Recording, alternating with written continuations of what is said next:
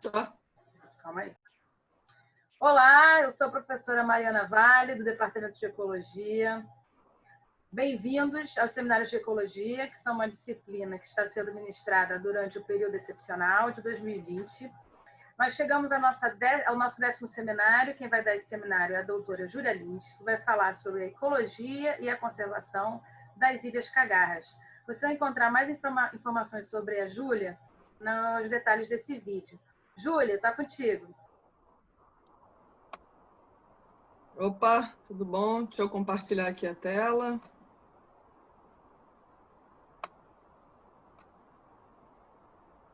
Foi? Está compartilhando. Ah, perfeito. Bom, então, olá pessoal. Hoje a gente vai falar um pouquinho aqui sobre as Ilhas Cagarras, né? Vou apresentar algumas características gerais dessa unidade de conservação e depois vou focar mais especificamente no diagnóstico da mastofauna, que é o projeto que eu estou mais coordenando lá.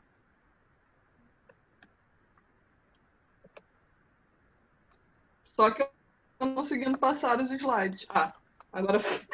Né? Bom, então, o monumento natural do arquipélago das Ilhas Cagarras, como eu falei, é uma unidade de conservação, foi criada, né, em abril de 2010, então a gente pode dizer que é uma unidade de conservação razoavelmente nova, recente. Né? As primeiras propostas para que aquela área fosse transformada em unidade de conservação, elas vêm lá do final da década de 80, início de 90, né? Toda a questão, né, de discussão política, social e etc., transformar aquilo numa unidade de conservação propriamente, demorou alguns anos aí. Só para quem não conhece, todo mundo aqui conhece, mas as Ilhas Cagarras, elas ficam na cidade do Rio de Janeiro, ali, né, em frente à praia de Ipanema, Leblon, Copacabana. Quem passeia pela orla do Rio consegue ver aquelas ilhas no horizonte. E aí a gente, ao longo dos anos, houve algumas discussões, né? Qual seria a categoria de unidade de conservação em que esse arquipélago iria estar, e também quais seriam, por exemplo, as ilhas que fariam parte do monumento, se seria um monumento natural, seria um parque estadual marinho, né? Várias propostas foram apresentadas, havia uma questão de qual seria, por exemplo, a área marítima protegida, né? Então, qual a distância das ilhas, do entorno das ilhas que faria parte da unidade de conservação e qual não faria, que implica em questões, por exemplo, de pesca e etc. Né? E aí, depois de discussão, finalmente, então, em 2010, ela foi efetivada. E depois disso começou a se discutir então o plano de manejo, né, que vai determinar tudo que precisa ser feito na unidade de conservação, como que ela vai ser organizada para atingir os objetivos para os quais ela foi criada, que estão totalmente relacionadas à preservação da biodiversidade ali presente. Tá? Rapidamente passando, não sei se todo mundo sabe muito bem como é que funcionam as unidades de conservação, ou se vocês quiserem, vocês podem tanto entrar no site do Ministério do Meio Ambiente, como acessar a lei do SNUC, né, que é esse Sistema Nacional de Unidades de Conservação, que é uma lei do ano de 2000, e que tenta mais ou menos organizar e determinar, né, para que vai servir cada tipo de unidade de conservação, quais são as unidades de conservação, né, e como vai ser essa proteção e que usos vão ser permitidos em termos de recursos naturais, etc. E, basicamente, a gente pode dividir as unidades de conservação em dois grandes grupos, que seriam aquelas de proteção integral, né, onde não é permitido a retirada de recursos, e as de uso sustentável, que, como diz o nome, né, permite algum tipo de uso, desde que seja de forma sustentável. Eu não vou entrar nesses detalhes, mas eu só queria aqui ressaltar, né, a categoria em que as cagarras foram incluídas, que é essa categoria de natural, que é de proteção integral, né? Mas que permite também diversidades de visitação, então turismo, esporte, etc. Mas para frente eu vou falar um pouquinho. E tem essa característica, né, que chama de lugares singulares, raros, de grande beleza cênica, né? Um pouco subjetivo, mas para quem conhece as Cagarras, quando a gente chega ali na praia, consegue ver, é uma área realmente considerada muito bonita, digamos assim. E isso traz algumas vantagens em termos de uso, questões de educação ambiental e etc. Né? Porque é um tecido e é muito bonito, então é mais fácil a gente conseguir convencer a sociedade, digamos, de forma geral, que é uma área importante de ser preservada, e etc. Então, no final das contas, né, depois dessas discussões todas sobre o que entraria no Mona Cagarras, agora a gente vai usar esse nome aí simplificado, né, o que ficou definido é que o Mona Cagarras é composto por 3 ilhas aí que vocês estão vendo. Então, a Ilha Cagarra, que é a que dá o nome ao arquipélago, a filhote, a Ilha de Palmas, que quando você está na praia ali de Ipanema, é a que parece mais próxima e tem várias palmeiras, assim. A Híbrida e lá mais distante a Ilha Redonda e a filhote da Redonda, né? Vocês observarem lá no fundo tem uma outra ilha, que é a Ilha Rasa, que foi uma das questões da discussão, se ela entrava ou não entrava, mas é uma ilha que é da Marinha. Então a Marinha não tinha exatamente interesse em ter essa ilha, digamos assim, para conservação, e também argumentou que, sendo da Marinha, está razoavelmente protegida, porque as pessoas também não podem desembarcar e utilizar aquela área. E o que ficou definido nos contas é que, então, além dessas 6 ilhas, até 10 metros do entorno das ilhas também fazem parte da unidade de conservação, né? A parte marítima que faz parte da unidade de conservação. Uma das propostas sugeria que fosse 200 metros da borda, né? Exatamente as questões relacionadas muito à pesca, né? E exploração é uma unidade de proteção integral, é uma unidade que não permite nenhum tipo de exploração, portanto, não permitiria pesca. Então, acabou que essa ficou, né, determinada de 10 metros, mas é claro que a gente tem que imaginar que o que está protegido ali vai influenciar toda a comunidade de peixes e organismos marinhos que estão no entorno, e também o que está no entorno, né, a distância maior de 10 metros, influenciam diretamente a unidade de conservação. Algumas características, né, aí das ilhas, eu vou ressaltar só algumas, mas um ponto importante é que a gente tem a distância para o continente, né? Então a gente tem essas 4 que parecem mais próximas, elas estão mais ou menos a uns 4 quilômetros de distância do litoral. Já a Ilha Redonda e a filhote da Redonda é quase o dobro de distância, elas ficam lá a 8, 9 metros 8, 9 quilômetros de distância do litoral, né? Elas são todas ilhas razoavelmente pequenas, né? Principalmente se a gente falar então do filhote, né? Os 2 filhotes são bem pequenos de ambiente terrestre, mas a Ilha Redonda, que é a maior delas, ela já tem quase 40 hectares, né?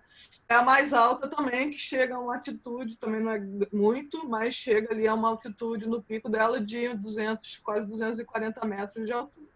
Outra característica importante dessas ilhas é a presença dos ninhais de aves marinhas. Então, em algumas ilhas eles vão presentes, em outras ausentes. A Ilha de Palmas e a Ilha de Comprida não tem nenhum ninhal, as outras mais. E a Ilha Redonda é conhecida por ter o segundo maior ninhal de fragatas da América do Sul, né? As estimativas indicam que a população de fragatas lá deve ser de aproximadamente uns 5 a 6 mil indivíduos. E as populações de atobás também são populações muito grandes, né? Muito representantes das maiores ninhais e populações de aves marinhas na América do Sul. Isso tem um efeito direto, se vocês, né, aí tem alguns dados nessa mais embaixo à direita, relacionados à vegetação das ilhas. Então, a gente vai ter uma diferença razoavelmente marcante entre as ilhas que têm ninhais e aquelas que não têm. Alguns estudos de flora mostraram que a riqueza de espécies, ou seja, a diversidade, o número de espécies de vegetais em ilhas sem aves, ele é maior do que em ilhas com aves.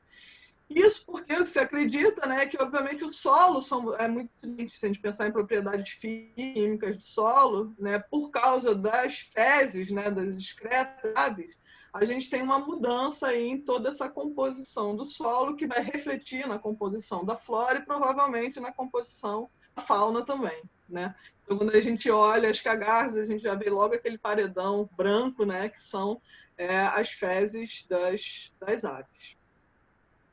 Aqui, só para quem não conhece, né? Então, tem aí voando um exemplar macho de uma fragata, e na outra foto a tubá marrom. E os estudos com as marinhas, eles já são, né? Eles começaram já há bastante tempo, né? Então, o pessoal trabalha, faz medição para acompanhar se essas populações estão diminuindo, quais são os possíveis impactos sobre essas populações. E em 2013 foi lançado esse livro, que é História, Pesquisa e Biodiversidade do Monumento Natural das Ilhas Cagarras. Depois, se vocês quiserem, é um livro que está disponível, ele pode ser baixado na internet. Ele traz todo o levantamento que foi feito, né, em 2011, 12, 13. Então, logo a unidade de conservação foi criada, houve um esforço muito grande de pesquisa para fazer um levantamento. Se a gente quer proteger uma área, a primeira coisa que precisa saber é quais são as espécies que ocorrem lá, né, em quais ilhas elas ocorrem e as diversas espécies, tanto de fauna como de flora. Mas esse é um primeiro levantamento e eu, conforme fui entrando no projeto, eu entrei recentemente, né, entrei ano passado nesse projeto, né, trabalhar lá nas Ilhas Cagarras. Esse primeiro levantamento praticamente não tem mamíferos, mas já é um levantamento bastante completo, né, com acho que são mais de 600 espécies levantadas. Mas ainda era um diagnóstico inicial e mais lá para o final da apresentação eu vou falar um pouco da logística. E aí eu comecei a entender por que tem tão pouco estudo lá. Se a gente pensar que é uma unidade de conservação na cidade do Rio de Janeiro, onde a gente tem, né, muitas universidades, muitos pesquisadores, por que ainda tinha tanto dado relacionado àquela área? Mas é porque realmente tem toda uma logística bastante complexa para levantamento e amostragem nessas ilhas. Então, o projeto Ilhas do Rio começou logo que a unidade foi criado esse projeto que é exatamente responsável por essa publicação. Eles têm um site, eles recentemente lançaram o segundo livro, que é de biodiversidade marinha. Então, a parte marinha já está bastante avançada em termos de, inclusive, mamíferos, mamíferos aquáticos, são estudados desde mesmo da criação da unidade de conservação. E agora, com essa criação, mais estudos estão sendo estimulados, espera gerar mais conhecimento para dar subsídio à unidade para toda a gestão, inclusive para se pensar em zoneamento de turismo, de pesca e de exploração dessas áreas por ali. Então, também, depois, quem quiser pode se informar um pouco mais. Aproveito para avisar que a gente que eu usei aqui na apresentação, o que não fui eu mesmo que tirei, não são fotos minhas, são fotos nesse livro e que são do pessoal do projeto Ilhas do Rio. Então, um ponto interessante da gente falar sobre o Monacás é que ela é uma unidade de conservação urbana, né? Fica na cidade do Rio de Janeiro, uma das maiores cidades do Brasil, em termos de tamanho, em termos de densidade. Também é uma cidade muito turística, né? E a unidade ela é aberta ao uso público, então é possível fazer turismo e lazer ali. E aí, principalmente, o que é feito são os esportes aquáticos, né? Existem campeonatos até de canoagem. Algumas pessoas desembarcam, mas a maior parte das atividades são realizadas, né, na água, mergulho. Existem muitas empresas até de turismo que fazem passeios, levam as pessoas de barcos, as pessoas podem contratar, e aí tem essa questão, né, se entra ou não na unidade de conservação, porque se o bar a mais de 10 metros de distância não está na unidade de conservação. Mas quem mergulha, em geral, vai chegar perto, que é onde é possível ver, né, os peixes, os invertebrados, o bento, os marinhos, e toda a parte de biodiversidade é o que interessa muito quem está lá visitando, né? E também tem vias de escalada, então existe a possibilidade de se escalar lá, já tem algumas vias abertas e também é outra forma de turismo e lazer que é bastante realizada em Nas Cagarras. Outra questão em relação à unidade urbana é a possibilidade do uso para a educação ambiental, né? E educação ambiental feita com diversos setores da sociedade, não só turistas de forma geral e pessoas que apreciam a biodiversidade, que já são amigos da natureza, digamos assim, mas também a realização de atividades, por exemplo, com o pessoal da pesca, né? Então, o projeto do Ilhas do Rio, ele lá desde o início parcerias com essa colônia de pescadores, às vezes fica ali em Copacabana, e que realiza pesca artesanal e que tem interesse na proteção, porque os exploradores eles foram percebendo que o impacto, né, naquela unidade de conservação leva a uma diminuição do pescado, que leva a problemas econômicos, sociais, né? Outro ponto que também é bastante reforçado em termos da educação ambiental é mostrar esse lixo, né? Então, muito lixo que a gente joga na praia é levado lá, nem é tanto que as pessoas vão jogar na própria unidade de conservação, porque, como eu falei, pouca gente desembarca lá, até porque não tem praia, né? São todos a parte do costão rochoso, ele não é tão fácil de subir, não tem muito espaço para se ficar ali. Mas, antes mesmo de virar unidade de conservação, os pescadores, às vezes, ficavam, inclusive, acampavam lá e deixavam lixo, pedaço de isopor, cola e etc. O pessoal do Ilhas do Rio, de vez em quando, faz ações voluntárias para ir lá lixo. São toneladas e toneladas de lixo que são recolhidas, né? E esse lixo chega lá não só a correnteza, mas inclusive as próprias aves. A gente tem algumas aves que elas inclusive pegam plástico e outras coisas para usar na feitura dos seus ninhos, né? Então já é visto muito lixo estando nos próprios. Então, isso é usado para trabalhar melhor essa conscientização, né, do que acontece com o lixo que as pessoas vão jogando na praia, por exemplo, né? E essa parceria com o pessoal da colônia de pesca é bem legal. O pessoal vem estudando os peixes que estão sendo trazidos, quais são as espécies que são mais pescadas, qual é a época de reprodução de cada uma delas, para se pensar no manejo, né? A ideia não é que acabe a pesca artesanal, mas é equilibrar, né, a pesca com a conservação, com a educação. Então, um pouco dos impactos propriamente, por ser uma unidade de conservação, né, urbana, muito próxima aqui, a gente tem muitos impactos sobre... O lixo é um desses principais, como eu já falei, mas a gente tem também, por exemplo, a questão dos emissários submarinos, né, emissários urbanos. Então, o esgoto de boa parte da cidade do Rio de Janeiro, ele é lançado no mar, e é lançado lá perto de Cagarras, né? O emissário ali de Ipanema, ele joga muito parte de um esgoto não no mar, e isso tem efeito. Então tem uma área de pesquisa toda relacionada a monitoramento das áreas, né? Poluição e coliformes, etc. E é importante a gente entender esses efeitos. Além disso, a gente tem que pensar na poluição atmosférica e sonora também, né? Claro, se a gente está perto do ambiente urbano, né, a quantidade de gases e etc. Mas sonora, jet ski, helicóptero, grandes embarcações, existe um tráfego intenso de embarcações comerciais, embarcações de petróleo, por exemplo, que passam ali perto. Qual será esse efeito? Será que eles afetam as populações? Como? Né? Um projeto que a gente vai começar lá no fim do ano vai ser para monitoramento exatamente sonoro, né? Então, a gente vai instalar gravadores nas ilhas para tentar quantificar quanto tem de som e se isso tem inicialmente com foco no impacto marinhos, né?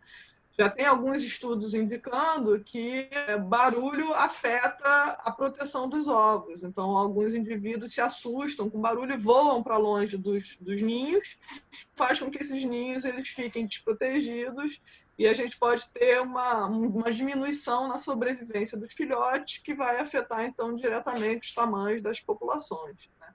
Além disso, é claro que, né, esse tráfego de grandes embarcações, realização de dragagens, né, onde a retirada de areia do fundo e etc., isso não é realizado propriamente dentro da unidade de conservação, mas é realizado ali bem próximo, no entorno, lembrando que a unidade de conservação é só até 10 metros da área marinha, e isso tem um efeito na unidade de conservação, especialmente nas espécies aquáticas. E como ela é uma unidade recente, como ainda tinham poucos estudos, né, são várias perguntas que começam a ser feitas e que precisam ser respondidas exatamente para se pensar em como vai ser mitigado, né, vai ser propriamente a gestão, para que lado a gestão da unidade de conservação se organizar para tentar mitigar esses impactos e proteger a biodiversidade e os serviços sistêmicos, né? E aí eu foquei, né, vou focar aqui mais um pouco na questão das espécies exóticas. Então, além daqueles outros impactos, um impacto que já foi bastante comprovado, é bastante forte, especialmente em ambientes de ilha, né, ambientes insulares, é a chegada de exóticos, né? Exóticos são aquelas espécies que foram introduzidas pelo homem, pela raça humana, que não são nativas daquele lugar, e que vão, então, entrar ali na cadeia trófica e vão influenciar todas as outras. Aqui, se vocês olharem nessa foto da direita, a gente tem muito capim-colonião, que é um dos estudos que vem sendo feito desde o início do projeto, é um dos estudos de monitoramento de longo prazo, que é tentar entender o efeito desse capim-colonião sobre a diversidade vegetal. Existe agora, como ele já vem há algum tempo, já existe agora todo um projeto para operação e restauração dessas áreas. A gente consegue perceber bem na foto que esse capim ele vai dominando, ele vai se espalhando, nenhuma outra planta sendo ali onde tem muito capim. E aí tem o pessoal do Jardim Botânico que está começando já, né, está começando não, já está no meio do caminho, plantando espécies nativas, acompanhando essas espécies e tentando eliminar o capim colonial. E foi aí nesse contexto, então, eu fui convidada para Cagarras para a gente tentar fazer um diagnóstico das espécies de mamíferos nativas e exóticas, porque a gente já tinha alguns indícios de presença de espécies exóticas de mamíferos lá nas ilhas. Então, o que se sabia em relação aos mamíferos terrestres, né? A informação, essa é a Tatiana, né? Que é atualmente a chefe do Mona Cagarras, e ela, com uma equipe dela, chegou a umas armadilhas fotográficas. Então, essas armadilhas, elas têm os sensores de movimento. Então, quando um animal passa na frente a armadilha, ela tira foto, faz filmes. E ela conseguiu registrar ratos, né? Ratos, boa e velha ratazana, que é uma espécie europeia, exótica. Tem muitos estudos identificando impactos sobre as mais diversas espécies, inclusive os ratos eles predam ovos de aves. E, além disso, também registrado pelo pessoal do Jardim Botânico, numa ida a campo, a presença do coelho, né? O coelho na foto ele parece um bicho fofinho, mas, na verdade, ele pode ter um impacto muito grande. Esse não é o nosso coelho nativo, um coelho nativo da Mata Atlântica, que é o tapiti, mas esse é o coelho europeu, indicando que foi uma espécie que foi introduzida lá na ilha pelo homem. E não sei se, né, todo mundo conhece, mas coelho, se ele começa a se reproduzir, ele pode ter um aumento muito grande da população. E aí, quais são as espécies de flora predadas, como é que ele vai entrar aí nessa teia trófica e como tudo pode ser modificado, levando à extinção de outras espécies. Além disso, em relação aos morcegos, já os morcegos são espécies nativas, não é uma espécie que, em geral, é introduzida, né, pelo homem, mas a única coisa que se sabia porque a gente já fez algum piloto, eu já vou dizer alguma coisa que a gente sabe um pouquinho mais, mas o projeto está muito no início, mas é que Redonda tinha uma gruta onde tinham morcegos lá. O pessoal, nessas excursões de 2000 e 2012, acampou nessas ilhas, ficou algumas noites, e aí no acampamento eles viram morcegos saindo, mas não sabia qual era a espécie de morcego, nem quantos morcegos existiam, nem se existem em todas as ilhas e etc. Então, o conhecimento relativo à mastofauna ainda é bastante incipiente. E aí muitas perguntas surgem nesse contexto, né? Então, quais são as espécies que ocorrem lá? A gente tem espécies nativas e exóticas, mas quais espécies? Quantas espécies? Em cada ilha, será que são as mesmas espécies que a gente tem nas diferentes ilhas? Ou a gente vai ter um conjunto de espécies diferentes para cada ilha? Se as espécies elas estão migrando de uma ilha para outra, né? Os morcegos eles têm grande capacidade de voo, então provavelmente. Mas e os ratos? E o coelho? Será que ele está só? Aqueles dados são especificamente da Ilha Comprida. E a Ilha Comprida é uma das mais estudadas por questões logísticas da facilidade de saltar nelas, né?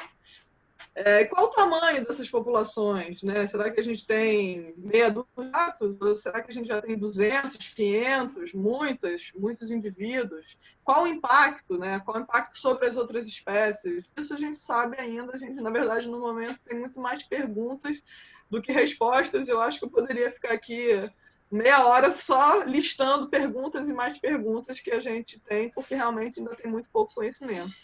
Mas todas, né, desse contexto ecológico, de populações, unidades e conservação, que é um dos objetivos principais desse projeto, a gente possa gerar informações e subsídios para o manejo da unidade de conservação. Então, foi primeiro, né, fazer uma excursão, mas para isso tem toda uma logística inicial, né, e a gente faz o que a gente chama de excursão piloto, que é para a gente ver como que vai ser feito, o que precisa, né, se é viável o estudo. A primeira coisa que precisa é solicitar a lista, né, do CISBio, então, em unidade de conservação, mas na verdade o pesquisador que vai fazer uma coleta precisa ter essa autorização, né, para controle. E a gente foi lá com o GE também para marcar as áreas, ver onde a gente podia acampar, onde podia ficar e quais as possíveis áreas de coleta nas ilhas. Isso foi tudo realizado inicialmente na Ilha Comprida. Eu mesmo nunca tinha ido nas Cagarras, então sou carioca, moro aqui, sempre achei lindo, sempre quis ir. Nunca tinha acontecido, nunca tinha realmente embarcado lá, né? E aí a gente foi ver o que tinha, se tinha uma mata alta, não tem, se é só costão rochoso, que plantas que tem, quais as possíveis ofertas para as espécies que a gente está procurando. Lá tem muito cactos, muita bromélia, já tem uma identificação dessa pererequinha aí da foto que vive nas bromélias. Então, foi também levantada lá naquelas excursões de 2011, 2012, e é possível que seja uma espécie nova, né? Não foi mais estudada. Na verdade, quem achou essa pererequinha foi o pessoal que trabalha com bromélias, né? O pessoal da flora, e aí ela estava dentro de uma bromélia, então foi levada para um especialista que acredita que é uma espécie nova de perereca.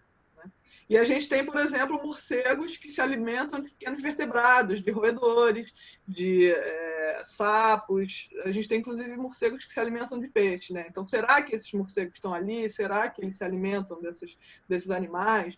Que os roedores têm um impacto sobre essas espécies? Tudo isso a gente está querendo responder as perguntas. E aí nós fizemos, então, 2 excursões lá na Ilha Comprida, né, de 2 noites cada, em maio do ano passado. Aí, né, inicialmente, a gente achou que seria possível a gente atravessar a Ilha Comprida toda. Mas exatamente porque a vegetação é muito fechada, é muito cheia de cactos, de bromélias, a gente viu que não é tão simples assim de passar de um lado para o outro. Outro ponto interessante, que eu não falei antes, mas é desse lagarto, o lagarto teiu. Então, se a gente pensar nas interações, né, a gente tem a presença de lagarto nas ilhas onde a gente não tem aves. E as ilhas onde tem aves não tem presença de lagarto. Será que existe aí uma interação ou será que não? Tudo isso a gente precisa entender. Será que os lagartos eles eliminaram? Existiam aves ali num passado remoto que foram removidas por questão de invasão de outras espécies ou não? Então, a pessoa aí com colé comprida. Só que é isso, aí eu fui entender por que ainda é tanto estudo, se a gente considerar que é no Rio de Janeiro, que tem muita pesquisa, etc., porque a logística é bastante complicada. Uma questão importante, tem água doce, quer dizer, não tem água doce. A água doce, ela existe, por exemplo, dentro das bromélias. A gente tem áreas que são um pouco côncavas nas pedras, que quando chove muito pode formar poças de água doce. Mas, de forma geral, a disponibilidade de água doce é um limitante para as espécies e é um limitante para a pesquisa. Então, para fazer coleta de morcegos e de roedores, a gente precisa passar a noite lá, né? Os morcegos são coletados à noite, os roedores a gente coloca armadilhas, né, coloca de noite também, são espécies noturnas que a gente só vai no dia seguinte ver as armadilhas para ver se pegou algum bicho. Então, a gente teve que levar 150 litros d'água, o embarque, desembarque. A gente vai coletar amostras que precisam ser refrigeradas, a gente precisa levar um isopor com gelo, né? É muito material, algum material que não pode ser molhado. Então, como é que a gente faz? Existem esses tonéis, né? Então, o pessoal do Projeto Ilhas do Rio, que já tinha feito essas excursões, já tinha mais ou menos um know-how de como fazer. O Flávio, que é esse aí que está de blusa azul, ele é um escalador profissional, então a gente precisa desse tipo de apoio para conseguir fazer coleta lá. Ele tem esse tonéis que consegue deixar bem vedado para proteger o material, fazer todo o desembarque, quem vai coletar lá saber nadar, né? E aí a gente fez, né, passar rapidamente pela metodologia de campo. Né? A gente, por enquanto, ainda está fez 2 coletas, mas a ideia é que a gente vai fazer em todas as ilhas agora, nesse próximo ano. A gente coloca as armadilhas, a gente colocou também armadilhas no capim-colonião, né? Então, quais seriam as espécies que vivem no capim-colonião, que é aquela espécie invasora, aquelas que vivem mais nas áreas de mata. Colocamos armadilhas do que a gente chama de subbosque, porque talvez, além dos ratos, será que existem outras espécies de marsupial, arborícola, né, que podem estar ocupando outros estratos da floresta? E disso a gente colocou essa rede de neblina, que é para a captura dos morcegos, e também gravadores. Né? Os morcegos eles emitem sons de ecolocalização, e existem esses gravadores que são capazes de pegar esse som, e com esse som, a gente depois analisando, a gente pode não só a atividade dos morcegos, a hora que eles estão voando, por exemplo, e a abundância, né? Quanto a gente consegue capturar, mas também, dependendo da espécie, é possível identificar a partir do som. E aí, os morcegos, que são espécies nativas, a gente está marcando eles com colares. Então, exatamente para pensar, será que eles passam de uma ilha para outra? A gente mede, vê se é macho, se é fêmea, que espécies eles estão dispersando. Depois a gente solta. Ratos que são espécies exóticas, a gente está começando a remover, né? Então, junto em parceria com a Marta, que é uma veterinária, e ela, inclusive, coleta muitas amostras de sangue, fígado, rim, estômago, porque a gente também está interessado em saber possíveis patógenos. Né? Essas espécies podem ter um impacto direto nas interações, mas podem também estar levando doenças para outras espécies ali. Então, a ideia é que a gente faça um estudo bastante completo ali da área. Passando já um pouco para os resultados preliminares, né? A gente consegue confirmar a presença dos ratos norvégicos, que é uma espécie de roedor invasora. Tem bastante, a gente achou que tem um número considerável, então pode ser um problema sério. Eles parecem muito felizes e gordinhos lá, então estão bastante adaptados ali. A gente capturou essas 2 espécies de morcegos, né, que é o Molossus molossus, ele é uma espécie insetívora, que se alimenta exclusivamente de insetos. E o Glossophaga, que é uma espécie nectarívora, essa daí da foto é uma fêmea grávida, inclusive. Tem espécies de morcegos que estão reproduzindo na ilha, e esse morcego é uma espécie nectarívora. Né? E essas conhecidas por polinizarem cactos. E cactos, né, já vendo com o pessoal da flora, é uma das espécies dominantes ali na flora, então é possível que esses morcegos estejam ajudando muito na polinização das espécies nativas ali, além de serem responsáveis pela chuva de sementes. Né? Os morcegos, quando eles estão voando, eles definem o voo e eles espalham muitas sementes. Então, eles podem ajudar, por exemplo, na restauração dos ambientes terrestres. Isso a gente conseguiu gravar som, né? Eu ainda não terminei de identificar quais são essas espécies que foram gravadas, mas a gente tem uma outra família que a gente não capturou na rede, que é essa família de Vespertilionidae, que foi confirmada por registro sonoro, mostrando aí que a gente tem é o que descobri sobre as cagarras, né? Além disso, eu, né, já que a gente pegou o morcego que estava com fezes, então tinham sementes nas fezes, e aí eu comecei a né? Então, eu ainda não levei para o especialista, mas já estou em contato com o pessoal do Jardim Botânico e acredito que seja uma espécie de figueira, né? Então, os morcegos têm essa capacidade de dispersão e algumas espécies, inclusive, germinam melhor depois de passar pelo trato intestinal. Então, quando a gente área ali de estudo, se a gente puder fazer vários estudos em parquet, a gente consegue também responder outras perguntas que não simplesmente quais espécies ocorrem, mas como elas interagem entre si e quais as possíveis vantagens e desvantagens de espécies nativas, exóticas e etc. Esses resultados eles já foram, né, pensando na questão científica, quando que a gente faz, a gente pensa nas questões, a gente realiza um delineamento amostral, a gente coleta e depois a gente apresenta.